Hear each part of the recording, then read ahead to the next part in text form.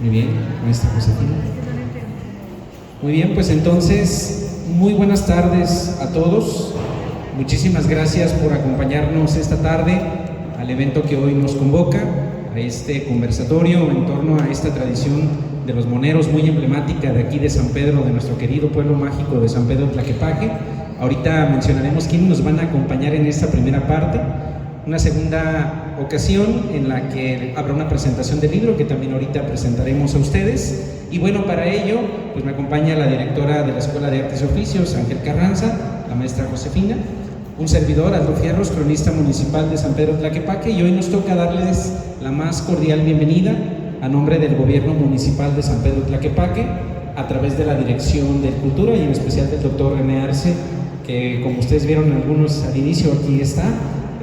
Anda para allá y para acá por eventos simultáneos, pero aquí estamos para acompañarlos a todos ustedes. Entonces, sin más, vamos a iniciar con este primer conversatorio y vamos a pedir que nos acompañen en el presidium quienes hoy nos van a engalanar con esta charla.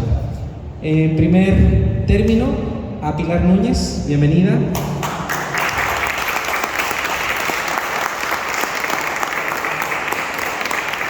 Al maestro José de Jesús Flores.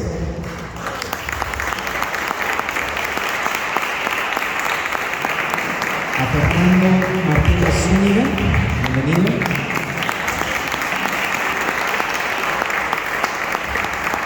Robo Padilla, que en unos momentos más se estará integrando con nosotros, y como moderador tendrán al maestro César Salvador Ruiz López. Bienvenido, maestro.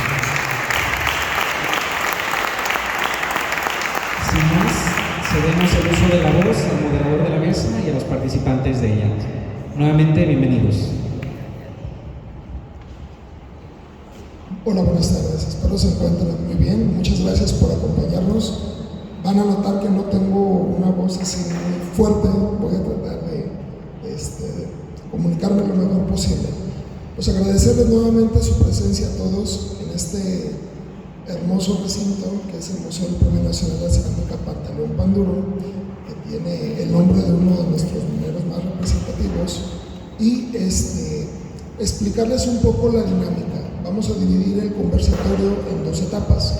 La primera etapa, que va a ser aproximadamente de 30 minutos, va a ser para dar el contexto de la tradición de los moneros y vamos a tratar de ir de manera cronológica. Posteriormente vamos a tener la sesión de preguntas y respuestas que van a poder hacer ustedes directamente con nuestros expositores. No sé si tengan alguna duda. ¿No? Ok, perfecto. Muchas gracias. Entonces, de mis alumnos van a estar de apoyo 4 chicos que con que ustedes levanten la mano en la segunda etapa, ellos acudirán con el micrófono. Pues entonces, sin más preámbulos, cedemos la voz a nuestros ponentes, a la maestra Pilar. Gracias. Buenas tardes. Ante todo, pues muy agradecida con Dios por encontrarme aquí con ustedes. Y pues mi tema es sobre la historia de los moneros. Y pues algunos, la mayoría ya nos conocemos y sabemos la historia, platica, nos cuenta que tanto Tonalá como Tlaquepaque somos hermanos y desde raíz de trabajar el barro. Tlaquepaque pues siempre se ha representado más por la figura humana, el figurativismo, los monos, y Tonalá más por decoración y vasijas, losas utilitarias. En este caso, en Tlaquepaque nos platica la historia que también éramos un pueblo indígena, y yo creo que desde nuestros inicios ya trabajábamos como hacíamos nuestros ídolos. Por eso cuando llega la evangelización, nos ponen a hacer cosas religiosas, y con nuestra habilidad pues nos ponen a hacer nacimientos. Oficialmente los primeros nacimientos de barro pues surgen de Tlaquepaque, se comercializan, y así es como seguimos haciendo, pero salen nuestras raíces, porque originalmente el ser artesano era temporal, éramos campesinos. Tonalá todavía conservan esa tradición de ser campesinos. Aquí ya nos comió la mancha urbana, ya no hay tantas tierras, pues ya somos artesanos de tiempo completo, y las figuras que se realizaban, sobre todo de nacimientos, empieza a surgir nuestra raíz, que nosotros hacíamos nuestros ídolos, vestigios de cómo vivíamos, nuestro día a día, y empezamos a nutrirlo con el aguador, el carbonero, el carnicero, el lechero, la verdulera, y empiezan a salir nuestras raíces. ¿En qué nacimiento no se encuentra todo eso, aunque sea hebreo? Sino ya salen nuestras raíces a flote. Y eso es parte de lo que se va conservando hasta la actualidad, porque si se fijan en la figura que nosotros hacemos, si vemos hasta en un museo, se ve cómo se vestían, las costumbres y todo el reflejo que va surgiendo en la actualidad. Y se ve un proceso, vestimenta, tradición, formas, y en la actualidad, pues ahora los trajes, los oficios, que los seguimos haciendo, y es algo que se sigue conservando.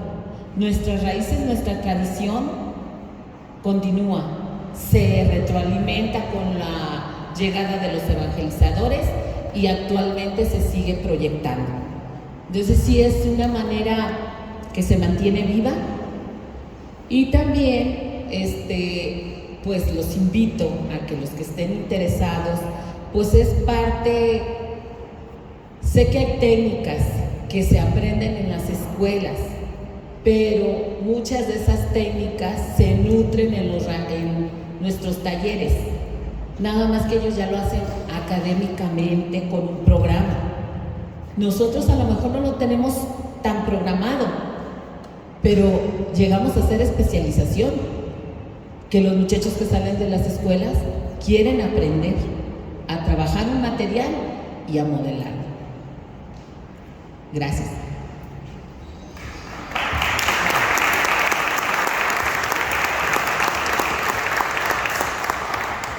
Maestra, ¿no nos pudiera platicar un poco sobre el contexto del Pantaleón Panduro, por favor? Bueno, hablando de Pantaleón Panduro, se sabe y se tiene vestigios en escritos, en libros, que no nada más fue Pantaleón Panduro. Algo que nos representó mucho también en Tlaquepaque fue el retratar, el modelar. Aparte de hacer nuestra cotidianidad en nuestros personajes, se retrataba, o sea, se tenía una calidad, se tiene. Y ahí es donde Pantaleón Panduro estuvo en el lugar adecuado, con la persona adecuada, en el momento adecuado. Pero existen otras personas de la época que también modelaron y que, bueno, les digo, todo se dio para que Pantaleón surgiera. Y en libros lo escriben, no tanto fue él, sino que su trabajo habló, y hubo tantos de buena calidad que llegaron a confundirlos. Ahorita no recuerdo bien los nombres, no sé si mis compañeros se acuerdan. Está el señor Pablo Morales Villagrana, que fue un gran escultor y un modelador, y de aquí originario de Tlaquepaque, y sin embargo la mayoría no lo conoce. Hay una fotografía muy representativa que está también Venustiano Carranza con un modelador, no recuerdo su nombre, pero es de la época contemporánea de Pantaleón. No, en Venustiano Carranza ya había fallecido Pantaleón Panduro. Y sin embargo decían que era Pantaleón o el hijo de Pantaleón. No es. Pero les comento, entonces, sí, Pantaleón, sus hijos, hablamos de una tradición que es una calidad que ha sido representada y que actualmente se encuentra entre coleccionistas. Déjenme decirles que aquí en Tlaquepaque hay muy buenos artesanos, modelistas con la calidad de escultores, y que en realidad los coleccionistas lo reconocen. Muchas veces son egresados de las universidades, y es cierto, ahí nos enseñan el valor que es dedicar 5 años a una carrera, a una profesión, y con respeto, y se valora y se cobra. A nosotros somos de raíz, y quizás por tener la oportunidad de estudiar uno sabe que también se valora y que uno está. Por eso no podemos perder algo que no conocemos. Tenemos que conocernos entre nosotros y abrirnos a las personas que no lo conocen. Déjenme decirles que en el taller se recibe más gente fuera del estado y de otros países que de aquí. Y los de aquí llegan porque llegó la visita y quiere conocer. Y sin embargo hablamos de un taller, sin embargo estamos llenos de talleres y nada más es abrir la puerta, pero conociéndonos nos vamos a valorar en donde estamos. Eso es parte de Pantaleón Pan Duro, que fue un artesano que su trabajo lo llegó a proyectar fuera de México, al igual que Timoteo, que fue uno de sus hijos mayores. Y en Estados Unidos son trabajos reconocidos. El historiador Rubén Rodríguez García ha sido un investigador y tiene muchísimo para publicar. Y muchos de aquí de Tlaquepaque, y no nada más Tlaquepaque, no lo conocemos, aquí este recinto está en su honor, pero sin embargo no sabemos la proyección y hasta dónde llegó.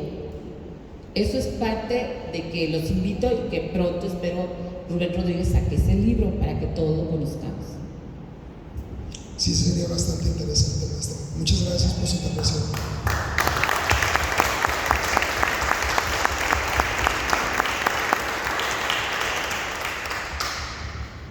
Le pedimos al maestro Fernando que nos platique un poco sobre las técnicas de elaboración de los moneros, los barros, el origen del barro, los moldes tradicionales, toda esa esencia romántica y bella pues de los moneros. Bueno, buenas tardes. Ampliando un poquito más lo que dijo Pilar sobre artesanos, grandes artistas que hay aquí en Tlaquepaque, y los hubo anteriormente, hablamos de don Pantaleón. Este señor Pablo Morales Villagrana, que también hizo al presidente Luis Echeverría Álvarez, que vino aquí a la calle Hornos, número 97, a que lo hiciera en su gusto, y lo hizo, la verdad, un doble, ¿verdad? Y sin embargo, no son reconocidos artesanalmente, nada más es un simple artesano y de ahí no pasan. Y todo eso es lo que nosotros tenemos que valorar a los artesanos y poder difundir a los artesanos que no se les dio nombre, ¿verdad? Eso sería bueno, ¿verdad? Reconocer a todos esos artesanos que completamente ya fallecieron y pues que merecen ser reconocidos, aunque esté ya muertos, pues no sé, un reconocimiento para todos ellos, que son bastantes. Referente a los moneros de Tlaquepaque, les digo que en mi familia son 185 años de tradición monera, que así le llamaban desde mi abuelo, que fue con el que yo me enseñé a trabajar. Él me hablaba de su papá, de su abuelito, que hacían figuras. Yo no tengo ni piezas de ellos, pero nada más tengo la pura estadística del conocimiento de que también fueron moneros, y así se les llamaba, moneros indios de Tlaquepaque.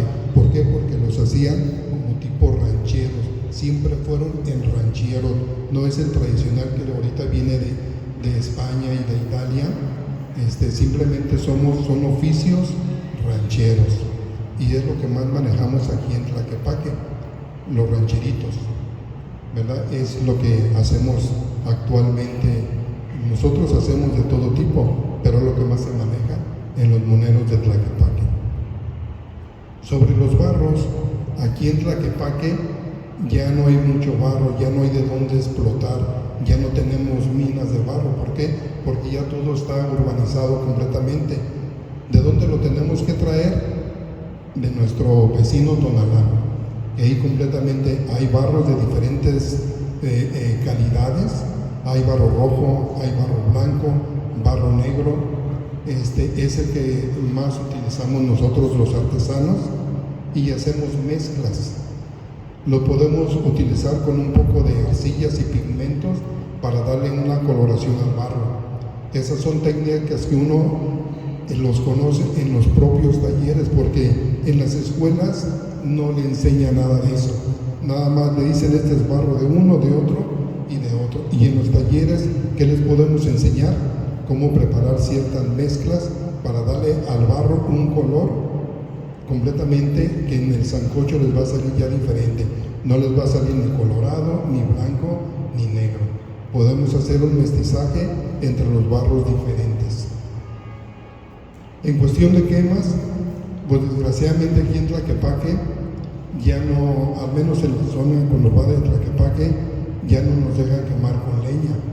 Nosotros, pues, muchos artesanos que todavía, más bien utilizamos hornos de gas, y las quemas salen muy bonitas. Claro, nada se compara con un horno de leña, que en la de leña le podemos dar ciertos matices, completamente hacer ahumados, podemos hacer un color tornasol completamente, echarle un poquito de óxidos, un poco más de temperaturas, y se puede dar tonos muy bonitos en las quemas. Todos estos barros los podemos comprar en Tonalá. En Tonalá completamente ahí van a encontrar de todos los tipos de barro, ¿verdad? Y yo les invito a que se acerquen a los talleres. Aquí en Tlaquepaque hay muchos talleres, como el de Pilar, el de César, pues hay varios, por no decir más nombres, donde pueden aprender diferentes técnicas de cada uno. No todos tenemos la misma técnica, cada uno tenemos nuestros propios estilos y nuestra propia manera de hacer las cosas. Yo les invito a que vayan, que motiven a sus nietos, a sus hijos, y aprendan este oficio tan bonito como es el barro, completamente, pues ahora sí, los moneros de Tlaquepaque. Gracias. Gracias, maestro.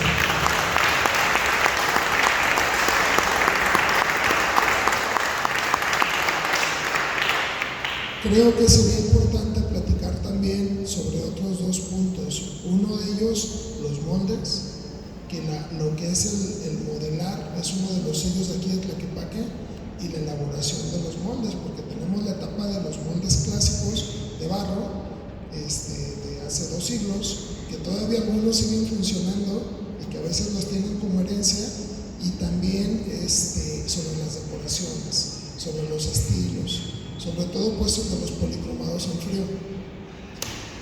En cuestión de los moldes, anteriormente la mayoría los hacíamos, yo me acuerdo de mi abuelo, que él hacía los moldes completamente de barro, y nosotros le preguntábamos por qué de barro, y es que del barro, aparte de que sale la impresión muy buena, y aparte eso no se le va a borrar en años, y completamente lo que tenemos que cuidar cuando hacemos un molde de barro es en la reducción de la pieza, porque muchas de las veces cuando hacemos un modelo, recuerden que el barro encoge hasta 1 o 2 centímetros, depende la calidad del barro.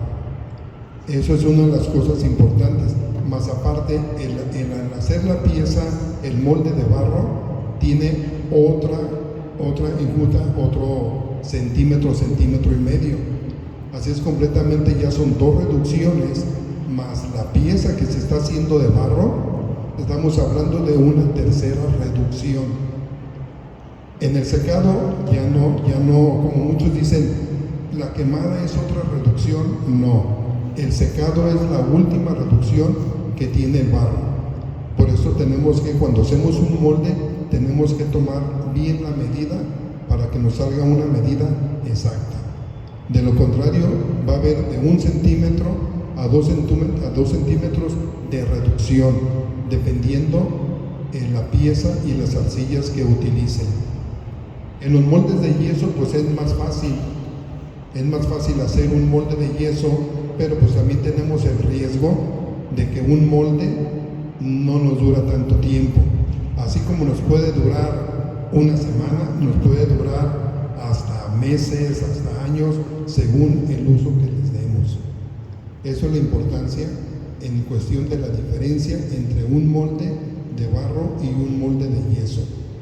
En cuestión de los policromados, toda pintura policromada, toda pintura es después del sancocho, se le llama policromado en frío. Cada uno de nosotros tenemos técnicas diferentes en la manera de cómo policromamos, cómo pintamos nuestras piezas. Unos son de bañado, otros son de inmersión, otros son de sombreado, otros completamente utilizan aerógrafo. O sea, son varias técnicas las que se manejan en el policromado. Ahora sí, cada taller tiene su propia técnica pero ahorita en la actualidad a todas esas técnicas se les llama policromado en frío. Y una última, gracias maestro, y una última pregunta.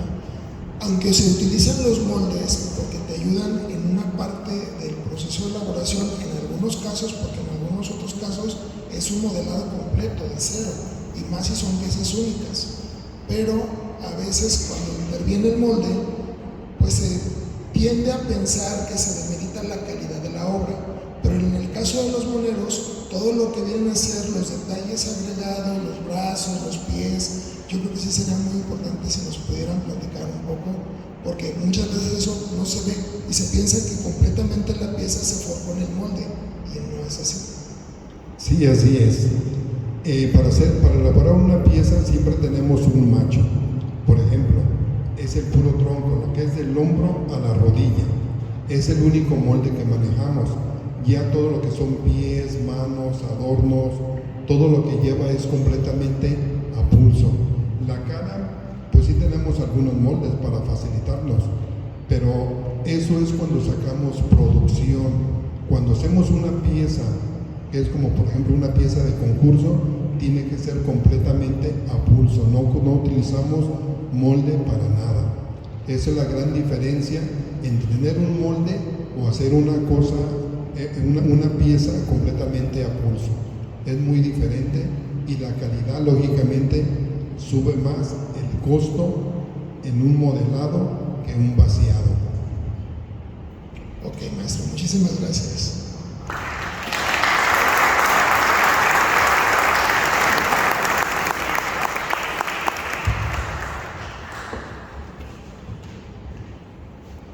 Perdón por la llegada tarde. Totalmente ajeno a mi voluntad. Disculpas. Estamos viendo de manera cronológica, maestro Rodo, la tradición de los moneros.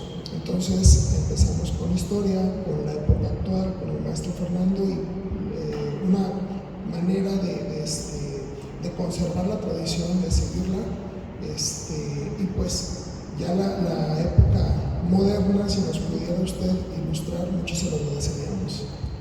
Bueno, yo la verdad, mi vida es muy extraña, la verdad. Yo cuando era niño no quería para nada ser artesano. Sí, yo vi a mi papá trabajar durísimo y verse las duras, acostarse a la 1 de la mañana y levantarse a las 6 y trabajar. Y cuando yo en la escuela me decían que se diga tu papá, le decía artesano. Y casi me daban un 20, ¿verdad? De limosna. O sea, era un sinónimo de pobreza. Entonces, bueno, cuando uno está niño y joven, dice uno, pues no quiero ser eso, pero bueno, Dios dijo otra cosa y le doy gracias. Yo tuve, sin quererlo también, de repente me vi metido a estudiar cerámica. Era la única cosa que yo podía estudiar para lograr viajar. Entonces dije, pues estudio cerámica.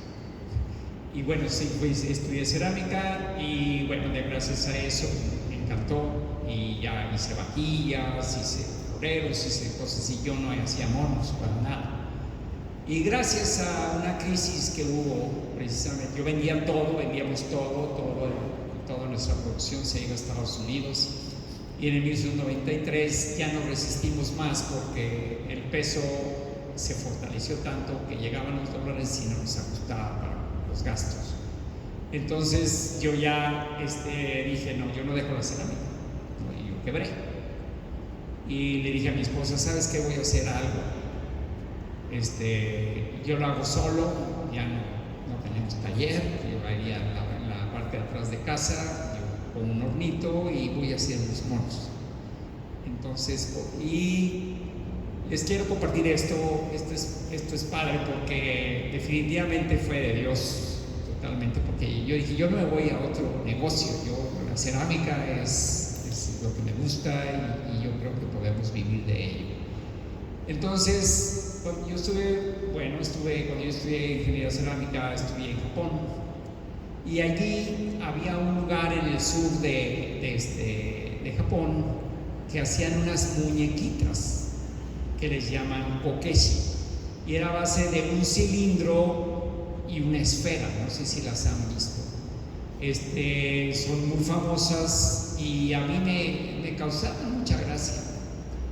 Y decía, pues qué padre, está muy padre. Entonces dije yo, pues voy a hacer algo con esa idea, pero que sea mexicano y que tenga alma del mexicano, ¿no? O sea, debido a que yo estudié tiempos en el extranjero, pues se convierte en uno más mexicano, más topaquense, la verdad también. Y dije, pues voy a hacer unos monos. Entonces tomé, igual que ellos, tomé la geometría. Entonces mi primer mono fue una esfera, y de esa esfera le puse un brazo adelante y un brazo atrás, un pie adelante y un pie atrás, a la esfera tal cual es, y su cabecita, y le puse un sombrero. Y entonces dije, voy a hacer ese tipo de figuras para representar la vida del mexicano y su carácter. Ese fue mi reto de diseño. Y entonces, pero dije, pues voy a tomar la geometría, que es fría, y voy a darle la calidez de un mexicano en su vida cotidiana. Entonces, pues a una esfera, a un cono, a una media esfera, los vestí. Pero era geometría pura, ¿no? Entonces, y así empecé. Le di a un amigo las piezas para que las llevara a vender a una feria del regalo a la Ciudad de México. Y bueno, le di 11 piezas y pues me llega con un altero de pedidos, ¿no? O sea, dije, wow, ¿no? Eso es peor. Y en ese momento se devalúa la moneda, el peso, y mi taller, los empleados que tenía el taller, como yo no tenía dinero ya para liquidarlos, les dejé el taller y les dije, ¿saben qué? Yo no tengo para liquidar, ahí está el taller, ahí están los hornos, ahí está todo. Entonces ellos, cuando se devaluó la moneda, me dicen, bro, regresa al taller. Ya lo regresamos, tú trabajas, nosotros nos gusta trabajar y tú puedes manejar. Entonces me regresan el taller y yo ya con lo que la gente les llamó los gorditos, porque yo no le llamaba gorditos, para mí era geometría. Y así empecé y tomé lo que es las formas orgánicas. Entonces tomé la gota de agua, tomé la manzana, tomé el huevo, tomé la uva, tomé la pera, el frijol, y así empecé a hacer todas las figuras. Por lo tanto, son volúmenes, pues la gente les empezó a llamar gorditos, ¿verdad? O sea, pero en realidad yo nunca quise hacer gorditos, también tenía flacos. Tenía los conos largos, eran nada más a un cono, le ponía un sombrero, le ponía bigotes y le ponía 2 bracitos y con una guitarra, y ya lo hacía un mariachi, ¿no? Y así las actividades diarias. Entonces, lo que yo pues definitivamente hago ahorita pues es una consecuencia de las cosas, ¿no? Yo no lo busqué, no fue algo, pero se los comparto, que sí, pues, definitivamente el buscar hacer algo diferente, eso fue lo que me llevó. Y dije, pero lo más importante es que yo lo que más quería es decir, ustedes nos conocemos los mexicanos, ¿no? O sea, ¿cómo somos? Tenemos áreas muy malas, tenemos áreas muy buenas. Entonces dije, pues voy a resaltar las áreas buenas, que es precisamente amable, es trabajador, es alegre, sencillo, y eso es lo que yo quise transmitir en todas mis piezas, a través de la geometría y a través de las formas orgánicas. Y bueno, definitivamente se los digo, o sea, pues así fue la cosa. Entonces así empecé. No sé si algo más.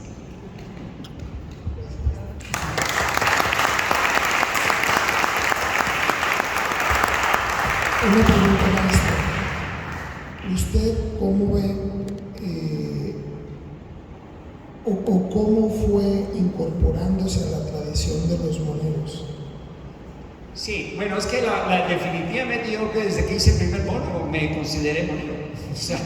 O sea, yo me incorporo ahí, definitivamente no uso la manera de los moldes que usa Fernando, Pilar, o sea, no lo uso así porque pues, no fue la manera que aprendí yo también, así como ellos fue la manera que aprendieron, yo aprendí otra manera y pues, fue lo que tuve a la mano. Entonces sí, definitivamente soy también sincero. O sea, yo cuando empecé el primer mono, pues lo hice como dice Fernando, o sea, eran piezas únicas, ¿no? O sea, era elaborarlos, pero definitivamente pues, no las pagan. O sea, como son piezas artísticas, entonces, bueno, te la tienes que, o sea, dices, ¿qué hago? Bueno, yo aprendí a hacer moldes de vaciado, los sistemas de vaciado, entonces dije, bueno, esto lo puedo hacer, ya la esfera la vestía y sacaba un molde, ¿sí? Y ya. Y lo que yo hago es, para hacer piezas de todo tipo, o sea, mi manera de hacer de todo es tener el molde. Yo sí, la verdad es muy difícil que ya ahora haga de cero una figura, aunque sea de concurso. ¿Sí? Para mí yo sí hago, les voy a parar. Yo sí hago, digo, tengo unas bases de pieza donde la figura es así. Entonces yo hago mi modelaje de una pieza que esté parado, brazos abajo, o así. Y entonces de ahí empiezo a cortar y aumentar. La quiero hacer así, entonces ya hago un movimiento, corto un poquito aquí, aumento un poquito allá, y entonces voy haciendo las figuras conforme lo que sea. Digo, no es en anatomía normal. Todas mis figuras cero anatomía, no tienen anatomía, lo que son los gordos no tienen anatomía, entonces, pero pues donde se da bien, ahí le pongo el brazo. Si no le corto, le aumento, lo que sea, pero yo sí ya me baso siempre, tengo bases para hacer las figuras. Sí he hecho sin deseo, ¿no? Pero la verdad procuro no hacerlo. O sea, hay que ser de alguna manera también productivos y es eso, ¿no? Porque si no, digo, ya se va creciendo, tengo empleados, tengo artesanos trabajando, colaborando conmigo y todo, pues todos necesitamos comer y necesitamos hacer, entonces, y cada vez hay más necesidades, entonces cuidar también la productividad. Ok, y sobre la aportación de incorporar la cerámica de alta temperatura a la tradición de los moneros, que pues es una gran aportación la que usted le está dando. ¿Nos pudiera platicar un poco cómo se dio? Sí, bueno, yo precisamente hacía vajillas, hacía cosas y todas eran de alta temperatura. Lo que yo estudié fue alta temperatura. Mi papá lo que hacía era lo que le llamaban Caulín, la temperatura, baja temperatura y todo. Entonces, definitivamente, al yo estudiar la alta temperatura, a mí me encantó. O sea, la verdad, el irte a las temperaturas altas, pues, se obtiene un carácter muy fuerte, ¿no? O sea, es como nosotros cuando entramos en el horno, o sea, cuando nos vienen los problemas, ¿verdad? O sea, es donde nosotros nos forja el carácter. Entonces, así es la cerámica, ¿no? O sea, cuando entra en fuego, y precisamente como decía Fernando, que con leña, con gas, con lo que sea, de igual manera, en la cerámica de alta temperatura hay todas esas posibilidades de juego, de jugar, ¿verdad? Para lograr a través de reducciones de oxígeno, oxidaciones, sales alcalinas, o sea, se empieza a jugar muchísimo. El horno es el artista del taller, ¿sí? Y como me decía también un gran maestro, me decía, es que no hay malos horneros. No hay malos hornos, hay malos horneros, ¿no? Entonces, y yo estoy de acuerdo, ¿sí? Entonces, porque sí dices, híjole, y me han tocado hornos que digo, ¿y ahora qué onda? Porque sale así, pero hay que trabajarle y entonces le hallas la manera, o sea, pero sí es jugar. Y la alta temperatura, la verdad, ya ahorita, en este tiempo, bueno, yo empecé la alta temperatura en 1982. Definitivamente no había muchos más que Ken Edwards y Jorge Wilbur, y yo iba con ellos, ¿no? O sea, yo les tenía problemas y yo iba con ellos y les decía, oye, aquí que tengo este problema, y ellos, sobre todo Ken Edwards, la verdad, un tipazazazo, siempre me ayudaba y me decía, el ingeniero Antonio Rodríguez, todas esas personas que trabajaban la cerámica de alta temperatura me ayudaron mucho a que yo pudiera desarrollar, y yo tenía problemas y todo, ellos me ayudaban. Entonces yo creo que la parte importante de un ceramista y de todos los que estamos aquí es que somos un equipo, ¿sí me explico? O sea, definitivamente yo sinceramente se lo debo a todos, a muchísima gente que me ha ayudado, ¿no? O sea, lograr desarrollos o lo que sea. Una vez a un maestro le dije, ¿sabes qué? Es que no sé cómo pagarte todo lo que es conmigo, porque te mueres por enseñar. Y él me dijo, y la verdad se lo digo sinceramente, pues compártelo a los demás. Y estoy a sus órdenes también. O sea, esa es la parte importante. Digo, la alta temperatura pues fue lo que yo viví. O sea, no la busqué, fue lo que llegó a mí y ahí estoy. Sí. Muchísimas gracias, maestro.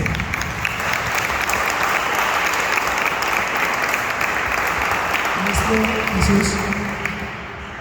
¿Qué tal? Muy buenas tardes. También me voy a poner de pie. Perdón, grandes maestros, en verdad, un placer. El ser maestro de escuela no se nos quita, siempre es tratar de estar de pie, no me gusta estar tanto tiempo sentado. Bien, un poquito cerrando pues este conversatorio y hablando un poquito de estas tres vertientes, se me hace muy interesante. Por ejemplo, Pilar nos hablaba de estos pueblos hermanos que creo que hubo un tiempo en que se empezaron a pelear de quién era más o quién era menos, Tonalá y Tlaquepaque. Creo que no hay un punto de comparación, somos hermanos y nos hemos influenciado de una u otra manera en el buen sentido, ¿no? Y siempre para mejorar y para reestructurar nuestras empresas. Se me hace muy interesante, por ejemplo, don Pantaleón Panduro, que fue uno de los grandes íconos de esta zona con relación a la figura anatómica y que es reconocido a nivel nacional e internacional. Pero también tenemos a otro, don Candelario Medrano, que fue uno de los primeros mexicanos en exponer en Estados Unidos como el rey del surrealismo mexicano. Él no hacía figuras anatómicas. El doctor Atl, en su libro de Arte Popular en México, hace mención que el único lugar donde él pertenece más tiempo, y no estoy hablando de que sea mejor, no, donde pertenece más tiempo por la cuestión de lo que viene en auge en el arte en ese momento, en la época en lo que surge, que se empieza el surrealismo y empiezan todos estos movimientos de los sismos en Europa, y llega a Tonalá y él empieza a buscar la flor de Tonalá y dice, ¿dónde está la flor de Tonalá? ¿De dónde sacan los artesanos? Que bien lo decía Pilar y bien lo comentan, eran artesanos, pero en este tiempo eran campesinos. Ellos iban al campo y era más importante el maíz y el frijol que en esos momentos la artesanía. Para estos momentos pues, no se puede trabajar, se trabaja marchas forzadas porque los climas no nos dan, los tiempos se alargan un poquito más. Entonces, se me hace muy interesante, el doctor Atl dice que ellos retoman la naturaleza, la absorben y lo pintan a sus propias formas, con ese toque que solamente en Tonalá existía. Lo mismo en Tlaquepaque con los moneros. Se me hacía muy interesante cómo al recorrer, sigo recorriendo los pasillos y veo las piezas de los moneros y se me hace muy interesante recordar el paradero de Tlaquepaque, donde llegaban todos. Primero llegaban ahí antes de entrar a Guadalajara. Cuando se prohíbe entrar con calzón de manta, era de forzada la entrada para rentar el pantalón, entrar a Guadalajara y después salir. Entonces esto fue hasta todavía por ahí 1950, 1960 que se usaba la renta de pantalón en el paradero. ¿Y qué pasaba con esto? Y bien lo dice Pilar, observaban el común o la vestimenta, porque recordemos que todavía para esa fecha había castas y la vestimenta era por castas, ¿sí? Los barreros, el guitarrero, el tlachicolero, el aguamielero, las del aseo, todos tenían una vestimenta diferente.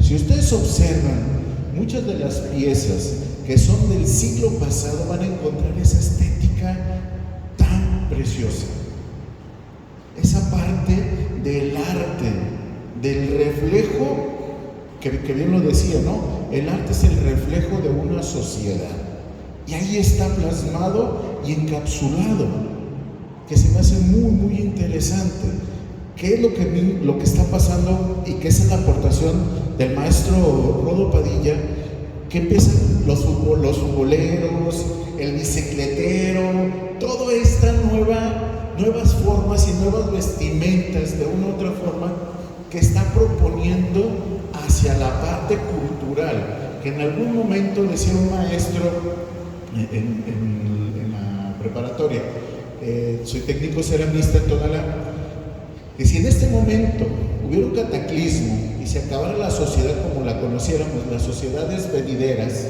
¿no? Que se perdiera la sociedad y las sociedades venideras, la única forma que pudieran encontrar, una de las formas más recurrentes, es la cerámica. ¿Sí? Ellos pudieran ver los bonitos y oye, mira, así se vestían, oye, mira, esta era la estética que ellos manejaban. Lo mismo que nosotros vemos con nuestros antiguos prehispánicos, ¿no? Las estéticas, las vestimentas, las decoraciones, que son muy, muy interesantes. ¿Qué podemos hablar de la característica de esta disciplina que es el modelado escultórico? Se me hace muy interesante las estéticas que se manejan y que, vuelvo a repetirlo, lo decía en el conversatorio anterior, y lo que repitió el maestro Rodo: ser artesano es sinónimo de pobreza, o era sinónimo de pobreza, ¿sí? Porque ser artesano es, sí, pobrecito, no tiene para qué comer, era una parte que creo que sigue pesando, porque muchos de los hijos de los artesanos ya no quieren ser artesanos por la misma característica. No es que me voy a morir de hambre, porque si no vendo, no como. Y eso es lo que estamos acostumbrados a generar en la parte, pero eso que tiene que ver más hacia el área administrativa y económica, que creo que hacia la parte artística y cultural que se tiene, ¿no? Hay otra parte que se me hace muy, muy interesante en este movimiento artístico. Yo lo veo así porque sigue manejándose, o podemos observarlo, ¿no? Siendo vigente. Como si no ha cambiado mucho en algunos aspectos, pero hay quien se empieza a salir. Conozco a un compañero de la Universidad Ulises, no recuerdo el nombre, es de aquí de Tlaquepaque, sus abuelos eran moneros y ahorita está haciendo escultura de barro impresionante. Su cuate ha expuesto ya en Europa con piezas de barro con moneros, o sea, con su Jonathan Reyes. Ni más ni menos, Jonathan Reyes, un gran amigo, y se me hace muy interesante que él se sale de lo tradicional y empieza a generar lo que él aprendió en la universidad, ¿no? Lo dice Pilar. Muchos quieren entrar de la escuela a los talleres. Creo que para ser un artesano un buen artesano se necesitan por lo menos 8 años de trabajo de diario, ¿no? Ser un artesano no es de hoy a mañana o en 3 años. Por supuesto, un artista, decía un gran maestro chileno, Francisco Gacitúa, déjaselo a la historia. La historia dirá si eres o no eres artista. Creo que esa es la parte más fundamental. En este momento, dedícate a decir lo que nadie se atreve a decir, desde tu propia perspectiva y dentro de tu contexto social. Creo que ese fue uno de los mejores consejos que yo recibí. ¿Cuál es tu aportación en discurso y en técnica? Ya lo dijo el maestro Rodo, mi aportación es esto. Y qué padre. Y ahí está, un resultado. Un gran artista, yo lo veo así, no como un artesano, al gran maestro Rodo, sino ya como un gran artista, que ha sobrepasado esa idea de que el arte que tiene que ser una sola pieza, una pieza que no se repita. No, él rompe con esa parte. ¿no? Creo que esa cuestión en México debemos de empezar a fomentarla. Nuestras propias estéticas tendríamos que empezar a trabajarlas. Lo dice Ernesto García Canclín, lo dice Juan Hacha en algunos de sus publicados. Juan Hacha, uno de los críticos más importantes del arte del siglo pasado de la UNAM, por ahí tiene bastantes libros y se los recomiendo, en verdad, muy, muy interesante. Creo que eso es lo que nos están proponiendo hoy en día. ¿De qué manera? Sí, poder rescatar nuestra tradición y lo que somos, pero desde este momento específico y tiempo histórico, ¿cuál es mi propuesta para las nuevas generaciones? Recordemos que una tradición que no avanza está destinada muchas veces a perderse. Ese es un problema que tenemos y que es muy, muy grande. Es todo, gracias. Muchas gracias, maestra.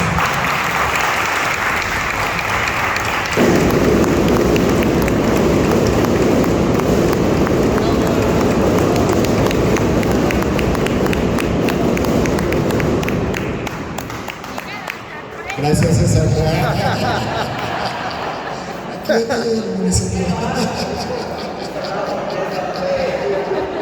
¿Cómo ven esa? Ok.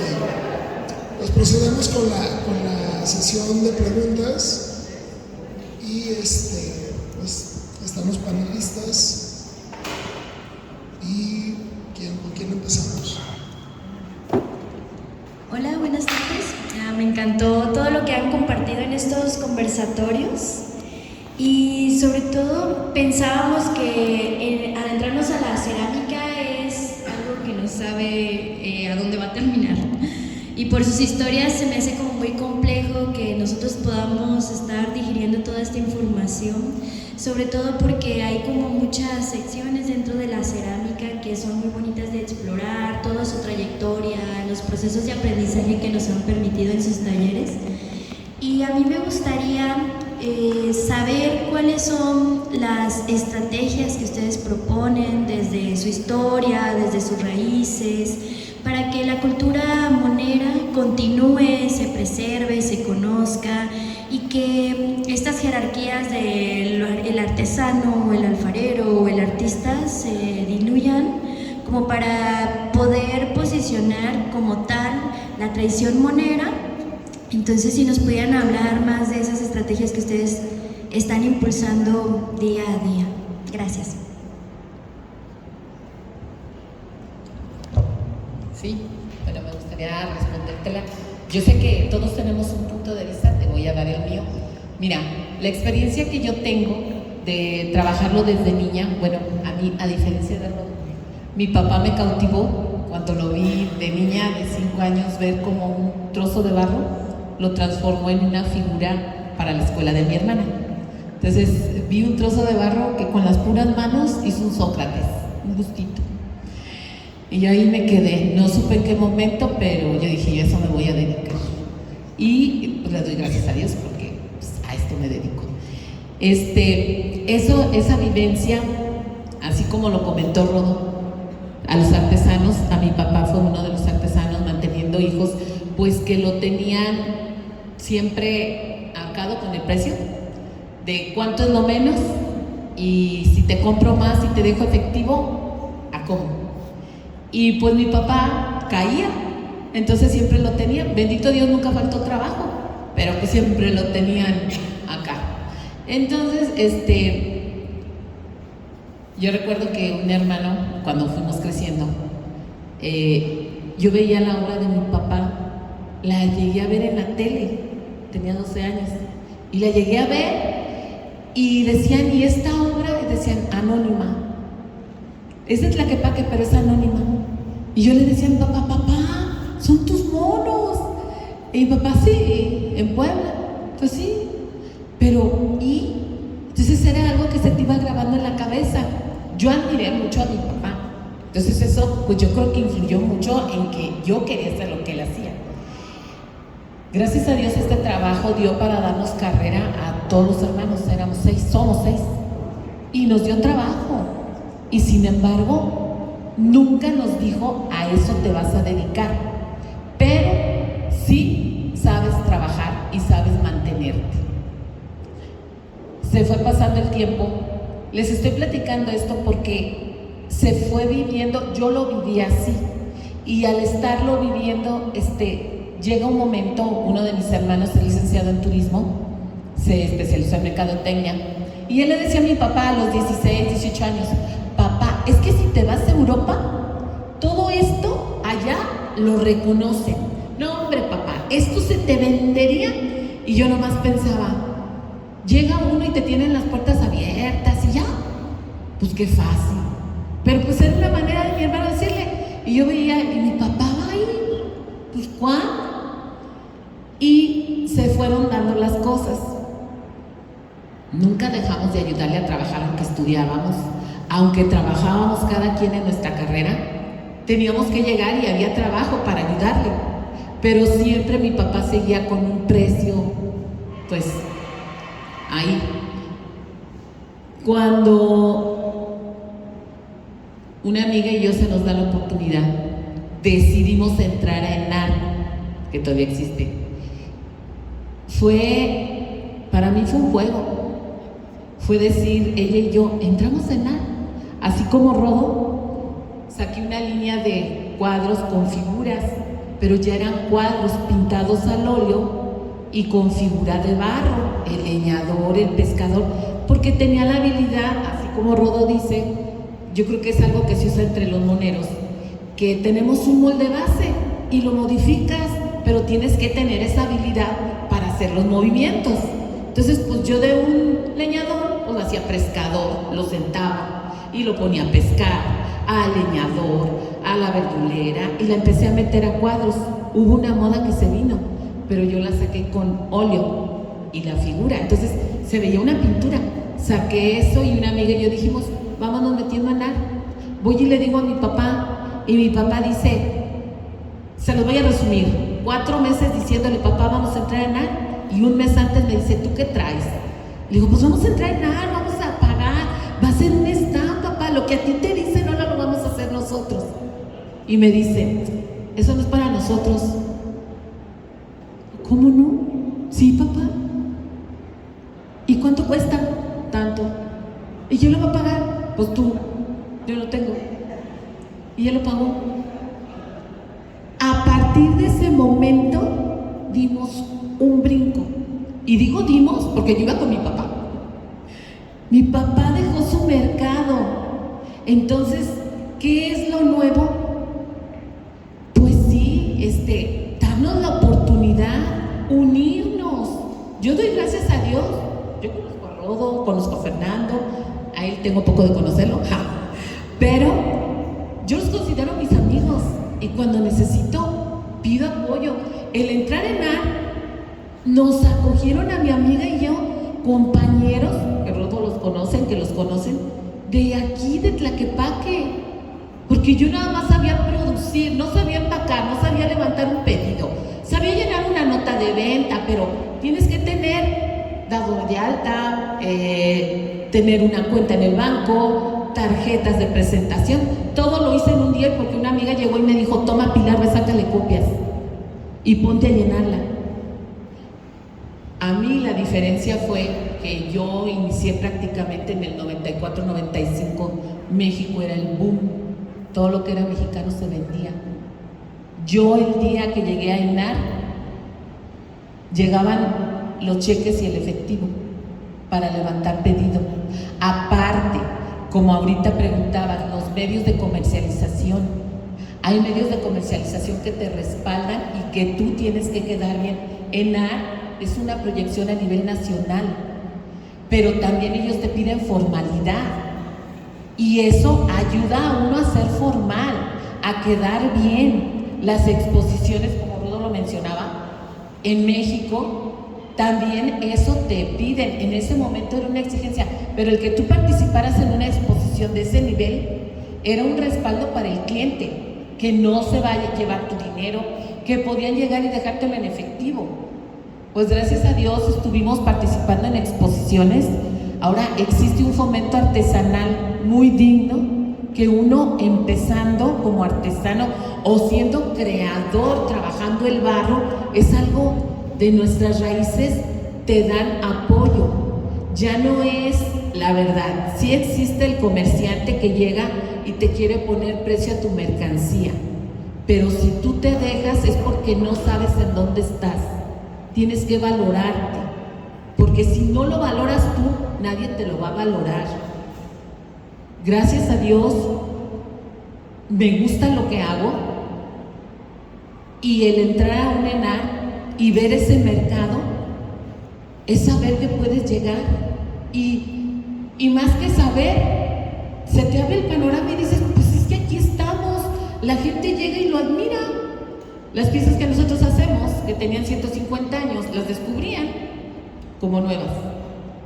Entonces, la verdad, yo los invito a los nuevos ceramistas, a los que les gusta, a los mismos hijos de ceramistas, dense la oportunidad de ir a ver exposiciones que se hacen aquí mismo en Guadalajara, en la Expo Guadalajara, en Tlaquepaque, para ver y valorar lo que hacemos, porque como artesanos a veces nomás estamos inmersos en nuestro taller.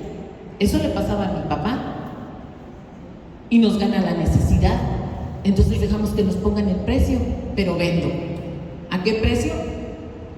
Y también hay que dejar mercancía a consignación, pero en un lugar que le dé prestigio, que mi obra esté a ese nivel, para que agarre ese nivel.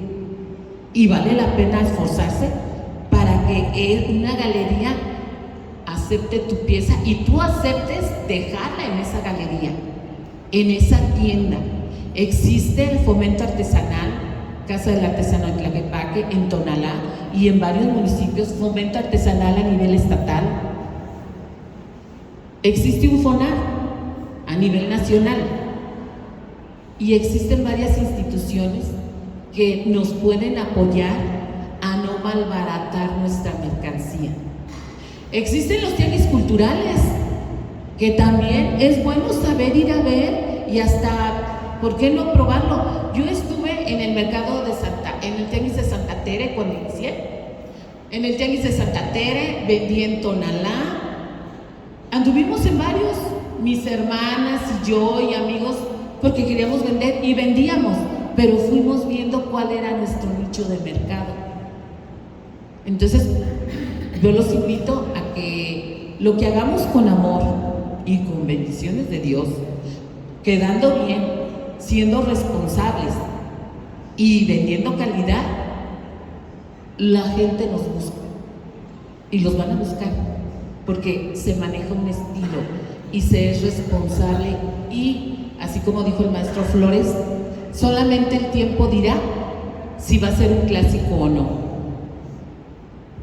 pero hay que meter esas ganas y ese gusto, no que nos mueva la necesidad o es que eso me va a dejar dinero. Gracias.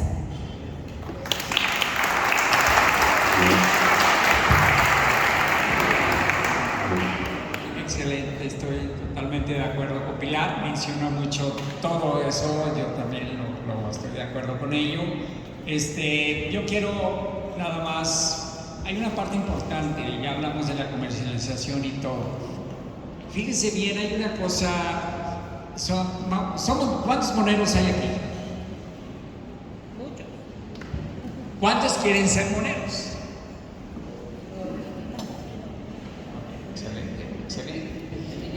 Sí, o sea, hay una parte importante. Bueno, yo estudié cerámica en un lugar donde se hacen mucho las esculturas contemporáneas, abstractas y cosas de ese tipo. Entonces eso lo crecí. Pero yo cuando regresé a México dije, la verdad, y ver mi país, ver mi pueblo, ver los moneros, ver todo, la verdad dije, pues yo no voy a hacer otra cosa más que lo que hacemos aquí. Eso es muy personal. No estoy en contra del abstracto ni nada, al contrario, admiro mucho las personas que lo hacen y todo, pero para mí, es muy personal, decía yo, es que el mono tiene la capacidad de recibir el alma de uno. Y esa es la parte importante. O sea, transmitir lo que hay dentro de ti, en tu figura, es muy padre, ¿sí? Entonces, por eso para mí el reto de lo que son los gorditos ahora, de veras era decir, yo quiero que tengan alma, esas cosas geométricas, que tengan alma y el alma de un mexicano. Y cada uno de nosotros, de todos nosotros, somos muy especiales y tenemos un alma diferente, ¿sí? Entonces cuando se hace la figura es muy, pero muy importante ser honesto y ser lo que tú tienes dentro de ti y transmitirlo ahí en ese pedazo de barro. Eso yo creo que es muy importante. Lo que dijo Pilar es excelente y todo, pero yo creo que esto de ahorita es antes de todo a donde vamos, que llevamos.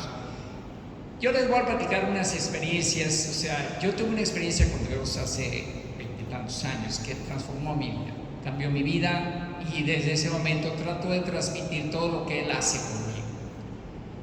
Y eso es lo que estoy haciendo ahorita en mis nuevas líneas. Es una línea ya no de chicos y grandes y todo, pero trato de que sea de verdad que haya una comunicación de veras anímica, o sea, de que llegue al corazón y que venga de mi corazón y ser honesto.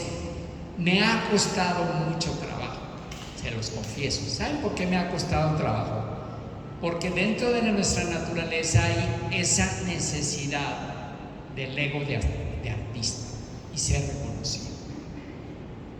Estoy de acuerdo, pero es muy importante ser honesto y dejar a un lado el querer apantallar al público y de verdad dejar que tú transmitas lo que tú quieres transmitir. Y esto lo dije.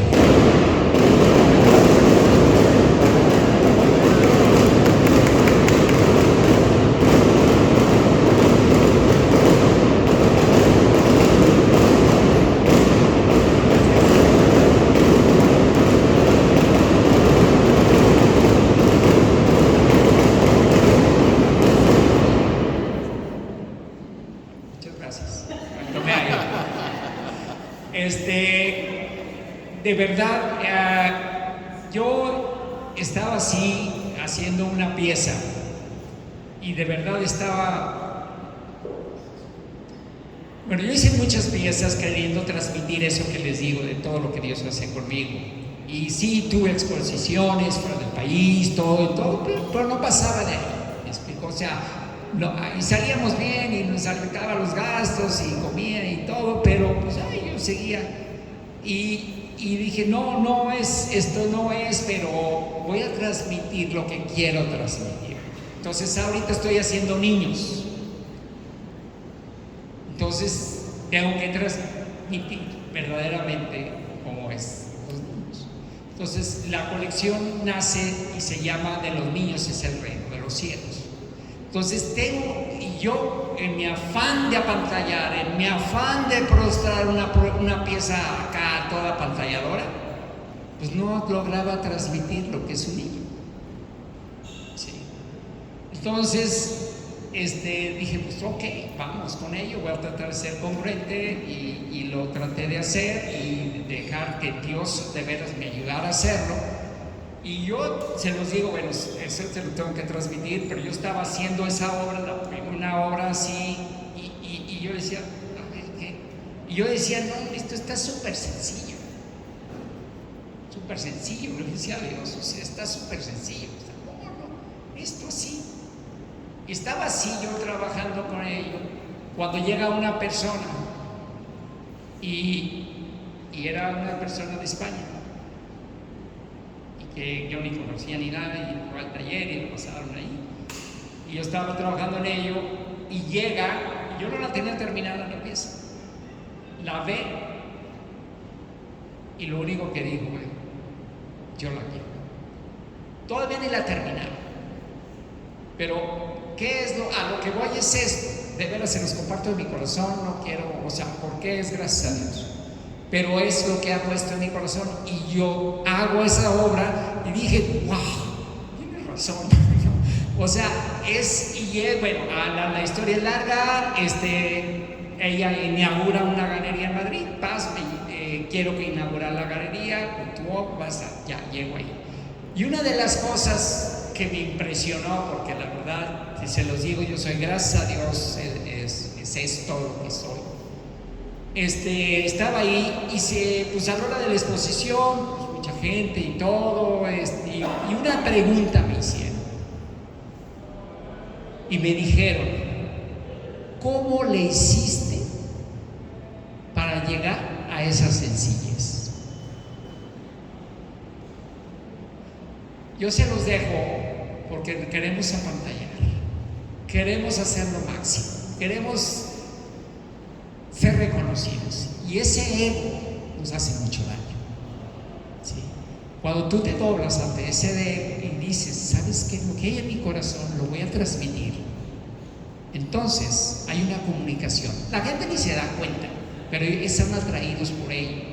Entonces mi consejo para que tu producto pueda pasar a las ferias y todo eso, ese caminar, porque a mí me tocó también llegar con cerámicas. Quería yo ahí apantallar a la galería de la Ciudad de México, llevaba mi cerámica y lo que me decía, pues váyase al tianguis, ¿verdad? Allá las venden. Eso se vive también. O sea, si no es fácil, no es un caminar. Pero bueno, pues uno que ya tiene cierta edad, pues ya pasó por muchas cosas y ahorita estás ya de alguna manera, has aprendido muchos a través de muchos golpes. Pero la parte importante, yo sí se las quiero compartir, es esa, la honestidad con la que trabajamos, ¿sí? No se trata de copiar a alguien, se trata de ser influenciados por alguien también. O sea, hay muchos grandes artistas, ¿sí? Y luego otro consejo ahorita que se me vino. Tuve una exposición también en otro lugar y tocaba que exponía en la misma ciudad otro artista que yo admiraba muchísimo y decía, ¿qué va? Y dije, no, yo me voy a salir de la mía y me voy a ir a visitar la de él. Y fui y no había gente en ese momento, pues nos quedamos a platicar largo tiempo y le pregunté, oye, una pieza que me fascinó, y le dije, ¿y esta pieza cuánto tiempo te llevó modelarla? 4 años. Yo me las eché en 2 días. ¿Qué diferencia cuando tú haces las cosas también con tu corazón y no con el afán de comer? Puedes hacer algo para comer, pero si quieres hacer algo verdaderamente para que pueda ayudar a alguien a transmitir algo, te pueda no apantallar, sino que tú digas, estoy satisfecho con esta obra, toma tiempo. Crecimos todos aquí como artesanos que tenemos que comer entonces hay que vender para comer, estoy de acuerdo, pero tómate el tiempo de hacer cosas que tú digas, esto es lo que puedo hacer, esto es lo que sale de mí, esto es lo que soy honesto. Y si te tardas, no 4 años, yo nunca he durado 4 años, ni he durado 1 año tampoco, ni nada, pero sí ahora me toman meses y le cambio, y le muevo, y les quito, y le pongo, ¿ya? Claro, tengo otras piezas de las que como, ¿sí me explico? Pero la sencillez es muy importante, porque lo más importante es que nosotros, yo veo que los que estamos aquí somos sencillos, hay sencillez, y yo creo que transmitir desde su corazón las cosas les va a ir muy bien. ¿Por qué? Porque no es que van a comer en lugar de chilaquiles, van a comer caviar, sino que siempre su corazón va a estar satisfecho, su alma va a estar satisfecha. Creemos que el éxito es tener mucho dinero y ser famoso. La verdad de las cosas, el éxito es cuando tú tienes gozo dentro de ti y vives una vida así. Ese es el éxito. Y si somos moneros, artesanos, ceramistas, no es, pues, yo se lo digo porque eso es lo que somos nosotros. Pero esa es la parte importante, hacer lo que nos llena y sin tratar de apantallar a nadie, más que el día del premio de la cerámica. Ok, muchas gracias.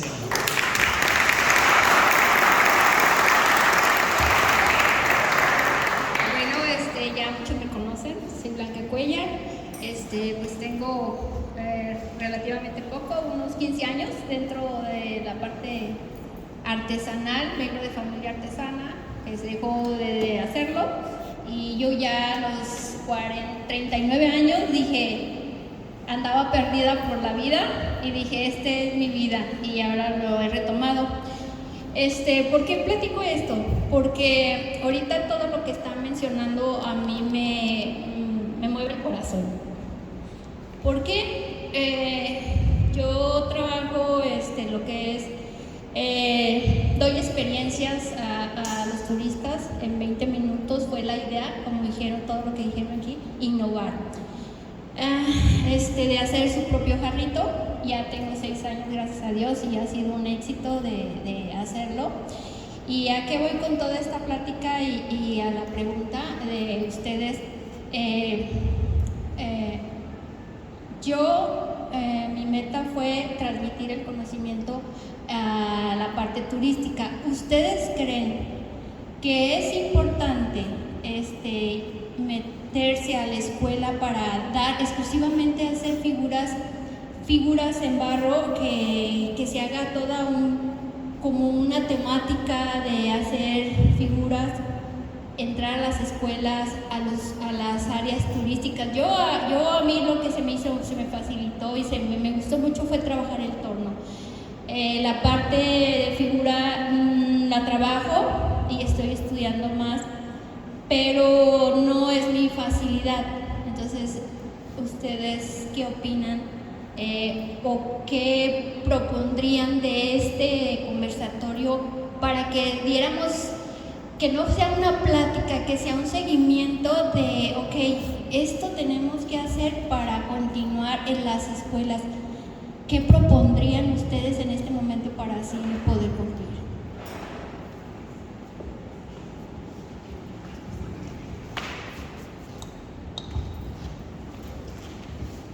Bien, híjole, es una pregunta algo compleja, si las escuelas sirven o no sirven. En algunos casos se echan a perder. Me ha tocado ver compañeros buenísimos que salen de los talleres, entran a las escuelas de arte y los echan a perder, porque empieza una lucha consigo mismo y empieza a haber una dicotomía con lo que son y con lo que se pretende ser, ¿no? Porque, bueno, yo vengo de Tonalá y a mí me fue una lucha, porque tú dedícate a hacer ollas, tú no eres artista, tú vas a ser artesano, ¿no? Y es una lucha muy constante de los egos de muchos artistas en Jalisco. Recordemos que Jalisco es uno de los bastiones a nivel nacional del arte, de lo que es el arte mexicano y el arte popular, no solamente el arte mexicano.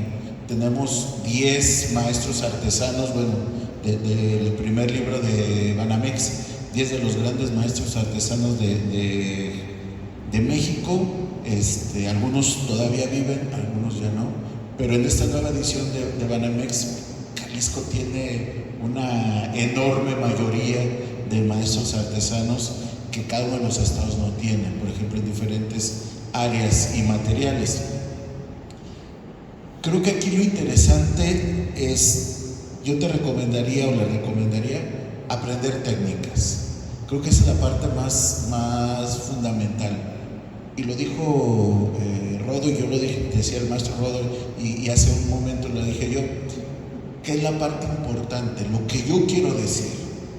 ¿Cuál es mi propuesta desde mi visión?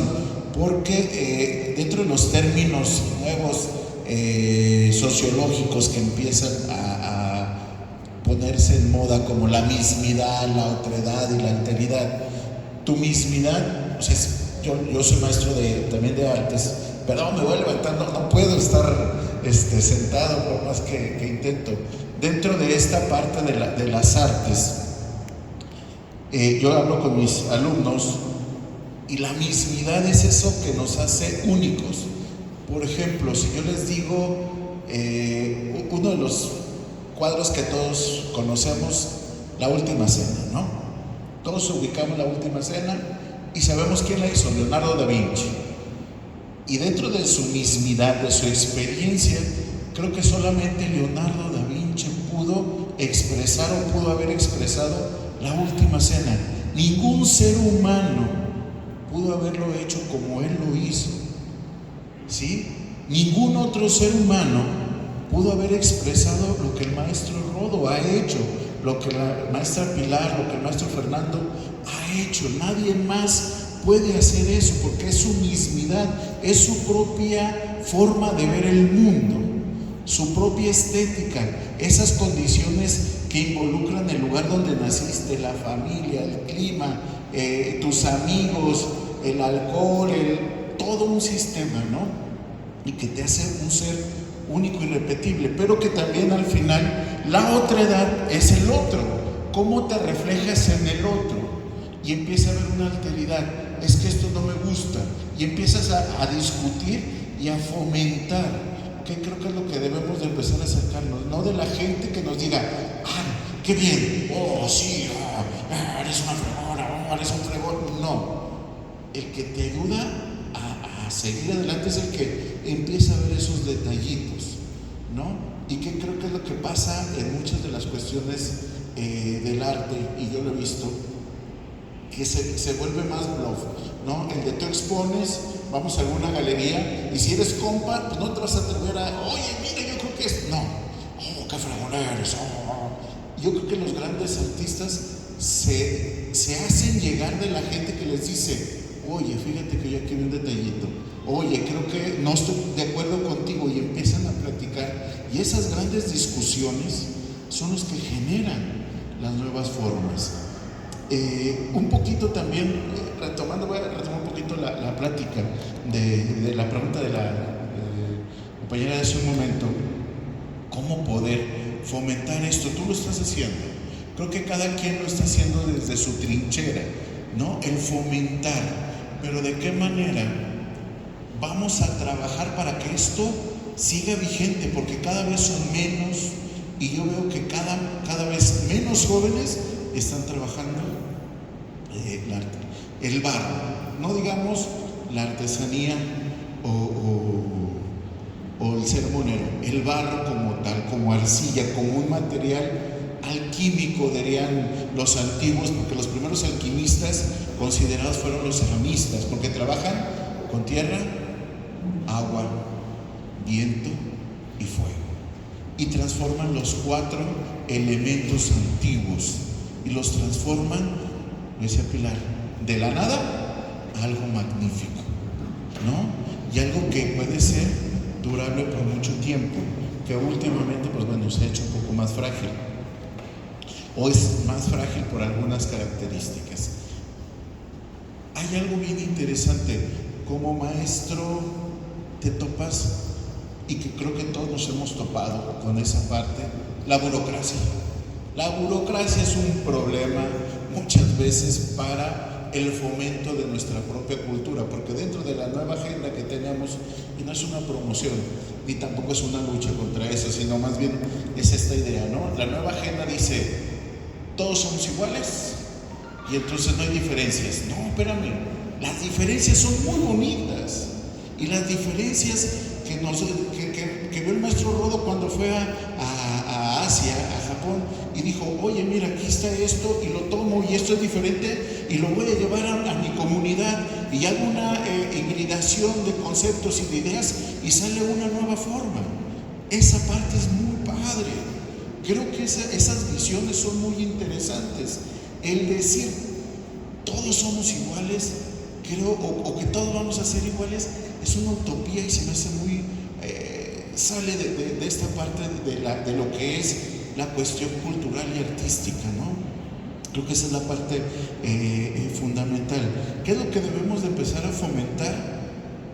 El pensamiento crítico y el amor a nuestra propia identidad, porque esta nueva agenda está tratando de destruir las identidades de todos los pueblos, ¿no? Y es así de complejo. Yo recuerdo, para mí, por ejemplo, es un gran logro tener alumnos que, por ejemplo, han estado trabajando y siguen trabajando ahorita uno de ellos, bueno, aquí están dos grandes alumnos, por ahí están hasta el fondo, ya los vi, Rafa y el buen Christopher, que se han dedicado de una u otra manera a la cerámica, y que para mí esa parte ha sido un orgullo de cómo cuando ellos llegaron, uno de ellos ya trabajaba el barro, pero otro no. Otro decía, profe, yo no sé ni amasar, ¿no? Y cuando hizo su primera pieza y que le dije, oh, está bien padre, pero ¿sabe cómo se vería mejor? En la pileta del remojo. Ahí se vería mejor. ¿Qué sabe? Y se salió enojadísimo y fue y se sentó ahí. ¿Por qué? Porque la repetición, siempre que nos quedamos con el de sí está bien chingona y hasta aquí llegué, no. Ya llegaste aquí, ¿cómo vas a mejorar? Y lo dijo el maestro Rodo, ¿no? Él en su búsqueda, a veces el más es menos y el menos es más, ¿no? Esa parte es como muy real. Con el tiempo, a regañadientes, iba en vacaciones a trabajar al taller, seguía yendo a estar trabajando. Su constancia, creo que esa es la parte importante, la constancia y la disciplina lo llevó a ganar el primer lugar a nivel estatal de todas las preparatorias de CECITE, Jalisco, y en verdad fue a nivel de escultura con una pieza muy padre en barro y con esa característica. Desgraciadamente vino la pandemia, ya no pudimos ir a viajar al Nacional, pero gente, se me hace muy interesante cómo personas que no están metidas dentro de la tradición están más interesadas por la tradición que la misma gente que nace, o los hijos de la tradición son los que a veces más desprecian esto. Entonces, no hay que buscar los que están dentro, hay que buscar los que están fuera. Y tú lo has hecho, la maestra Pilar, yo creo que Fernando, el maestro Rodo lo han mencionado. Abran sus talleres, ¿no? Yo creo que uno de las grandes para mí, que fue mi maestra indirectamente, la maestra Tere Durán, una gran artesana y una gran ceramista, para mí una de las grandes. Una de sus fuertes de su taller era: abran las puertas para que vengan a trabajar aquí los artistas o la gente que quiera aprender. Y abría sus puertas así, impresionante. Y no solamente abría las puertas, apoyaba en verdad, y lo sigue haciendo, ¿verdad? Es una mujer que para mí, mi respeto, la maestra Tere Durán, híjole, fue mi maestra indirectamente porque muchos de mis maestros fueron a ese taller y trabajaron en ese taller, y creo que sigo con esa misma idea, ¿no? El poder fomentar en el lugar donde estén. Ahorita, gracias a Dios, me mandaron a Zapopan, ya no estoy en Tonalá, me mandaron a Zapopan por azares del destino, me dijeron, creo que siempre es más allá que acá, y seguimos trabajando, ¿no? Llevando, ya tengo costales de barro, ya estamos haciendo un hornito. ¿Cuál es la problemática? Nunca hay dinero. Así que no se apuren. Si no hay dinero, ¿para qué se apuran? Pero preocúpense cuando hay dinero, que no lo vamos a gastar, ¿no? Ahí dicen, caray, ¿qué me lo gasto, no? Si no hay dinero, pues no me apuro, pues no hay dinero. Entonces, ¿cómo poder generar esto? Creo que es de la misma comunidad. La misma comunidad de los mismos muchachos es: profe, mi mamá quiere ir a Tonalá, yo le doy un tour y se lleva 2 costales de barro, el de usted y uno para la escuela, ¿sí? Y se van desde Santa Margarita hasta Tonalá, imagínense, da toda la vuelta a la ciudad. Y la señora llevaba, profe, cuando se le ofrezca traer barro, yo ando en una motocicleta, entonces es complicado llevar barro en la motocicleta. Entonces decía, cuando ocupe, profe, yo le traigo barro. Creo que esa parte, cuando se enamora a la sociedad, no solo a los que están, no preocupémonos por los que están adentro, esos ya están adentro, preocupémonos por los que están afuera, por los que desconocen, por los que no saben cómo empieza uno a tocar el barro, y esto se vuelve lúdico, se vuelve y te sientes Dios de una u otra manera, porque Dios formó al hombre de barro, ¿no?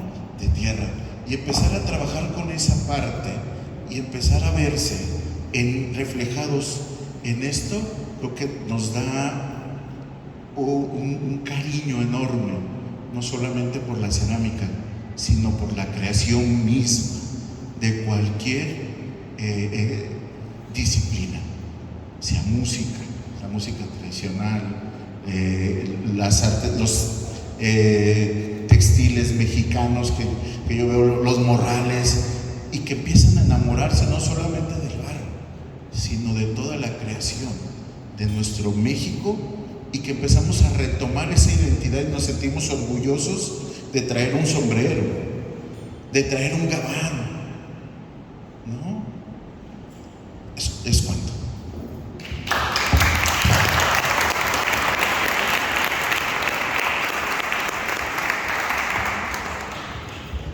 Muchísimas gracias. Con esto damos por cerrado el conversatorio. Muchas gracias a nuestros ponentes y pues continuamos con el programa del día, porque tenemos la presentación del libro de la doctora Lorena Anaya.